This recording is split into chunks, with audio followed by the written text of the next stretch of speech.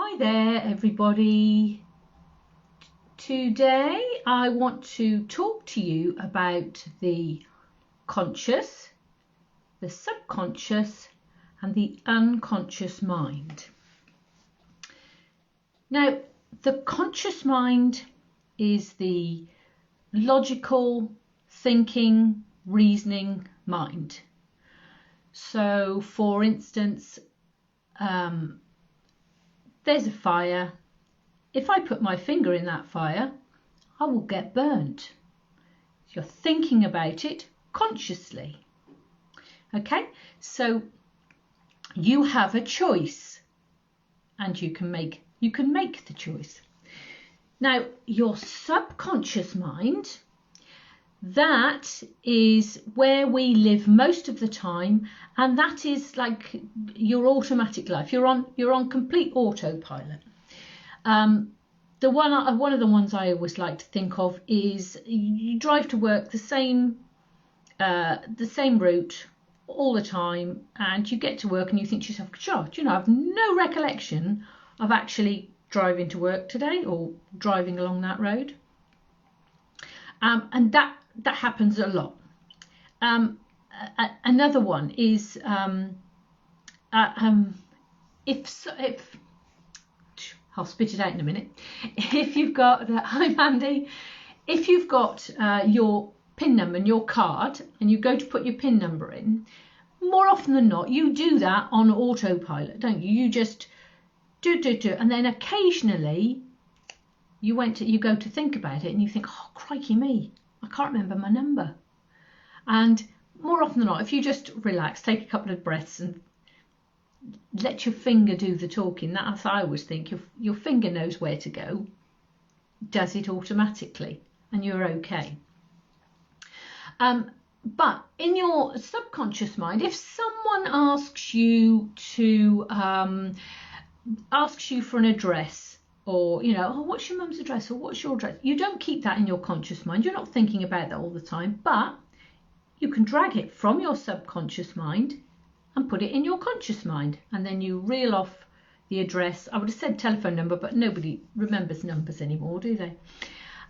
So yes, another thing on autopilot is you're cleaning your teeth, you're making your cup of tea in the morning. It's what you do. Majority of your life is just sailing along on automatic pilot.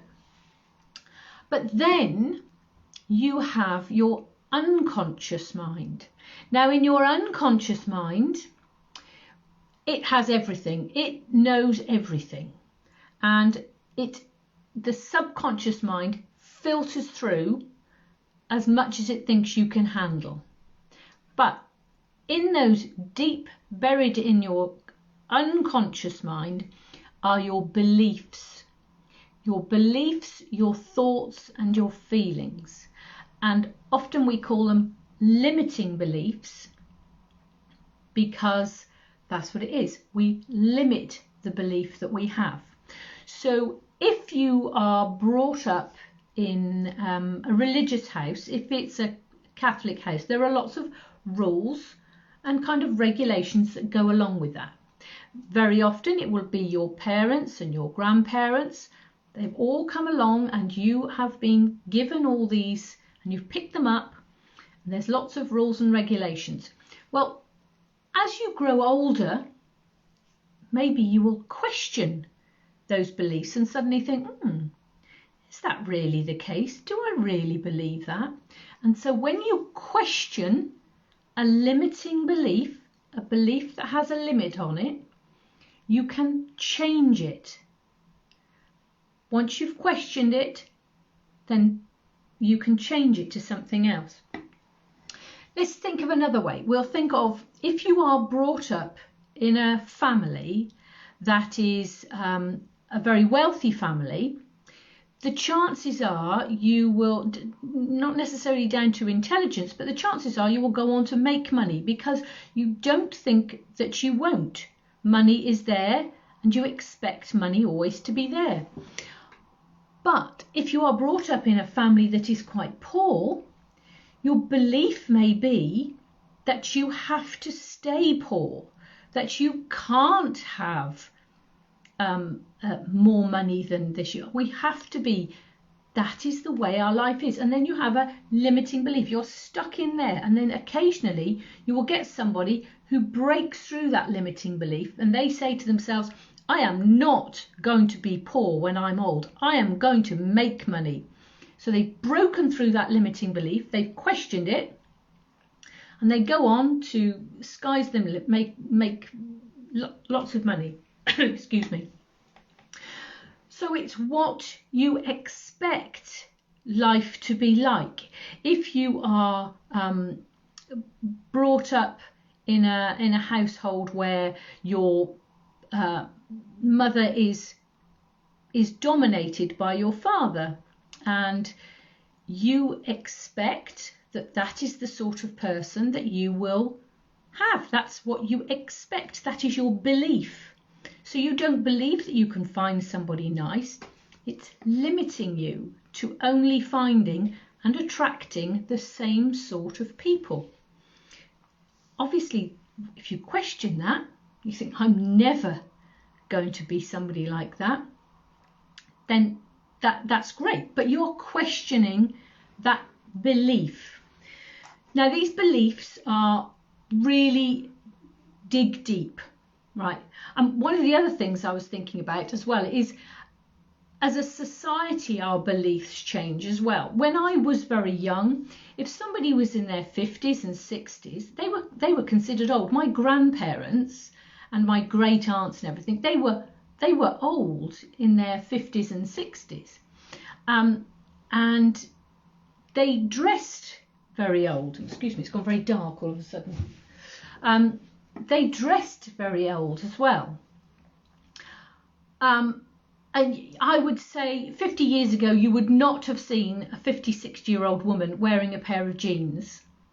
Whereas now, we consider ourselves a lot younger. Women were retiring at the age of 60, and basically you're on the scrap heap, aren't you? The amount of women now in their late 50s and 60s who take on new adventures and new careers and are very successful and can work for years, and it's not unexpected. It is a different belief. We and majority of 50 and 60-year-olds are quite happy to walk around in a pair of jeans. They're not all in flat shoes and skirts and little pillbox hats or whatever. And that is a society that is changing that belief. Now, with an unconscious belief, spit it out, a limiting belief, you very often need help to identify what that belief is.